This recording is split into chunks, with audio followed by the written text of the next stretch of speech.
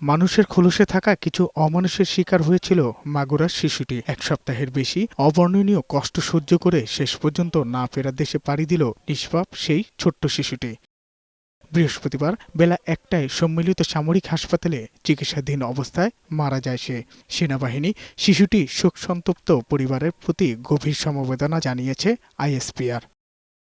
এদিকে শেষবারের মতো নিজ বাড়ি যাচ্ছে মাগুরায় ধর্ষণের শিকার ৮ বছরের শিশুটি। তার নিথর দেহে বয়ে নিয়ে যাচ্ছে পাশবিক নির্যাতনের ক্ষত।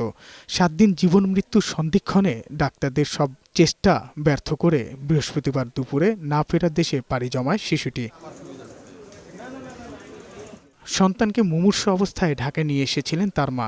আপ্রাণ চেষ্টাও বাঁচাতে পারলেন না নারী ছেঁড়া সন্তানকে। সম্মিলিত সামরিক হাসপাতালে সাংবাদিকদের জানান, দোষীদের সর্বোচ্চ শাস্তি চান। ওর আপারের ধরে মারিছিল বলে তখন আর কি ও কইছিল যে আমি যাই কইয়ে দেবো আমার মার কাছে।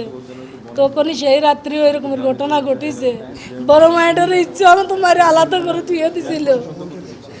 পরে 11টার সময় আমার কাছে ফোন দিয়েছে যে আপনার মনে অসুস্থ। আমি যাই দেখি যে সদরে ভর্তি করছে মাগুরা। ফাঁসি দিয়েছেন ওর মারে। এর আগে আন্তঃবাহিনী জনসংযোগ পরিদপ্তর আইএসপিআর জানায়, সকালে শিশুটির 3বার কার্ডিয়াক অ্যারেস্ট হয়।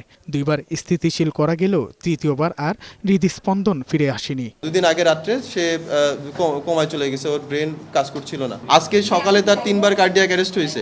শিশুটির মৃত্যুর খবরে হাসপাতালে আসেন রাজনৈতিক অঙ্গনের অনেকেই। বিচার কাজ 90 দিনের মধ্যে শেষ করে সর্বোচ্চ শাস্তি নিশ্চিতের দাবি তাদের।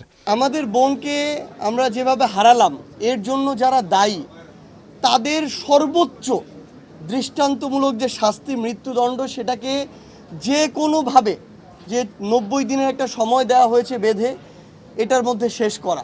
আইন সংশোধন করে হলেও অতি দ্রুত সময়ের মধ্যে দৃষ্টান্তমূলক একটি বিচারের মাধ্যমে গোটা বাংলাদেশকে এই মেসেজ দেওয়া হবে যেন আগামী দিনে আর কোনো অপরাধী এই ধরনের অপরাধ করার দুঃসাহস না দেখায়। সম্মিলিত সামরিক হাসপাতাল থেকে পুরাতন বিমানবন্দরে নেওয়া হয় শিশুটির মরদেহ। সেখান থেকে সেনাবাহিনীর হেলিকপ্টার করে মাগুরায় নিয়ে যাওয়া হয়। তারপর নোমানী ময়দানে প্রথম জানাজা অনুষ্ঠিত হয়। জানাজায় অংশ নেন রাজনৈতিক নেতারা সহ স্থানীয় বাসিন্দারা। এরপর নিজ গ্রামে দ্বিতীয় জানাজা শেষে দাফন করা হয় শিশুটিকে। সাজ্জাদুর রহমান, বৈশাখী সংবাদ, ঢাকা।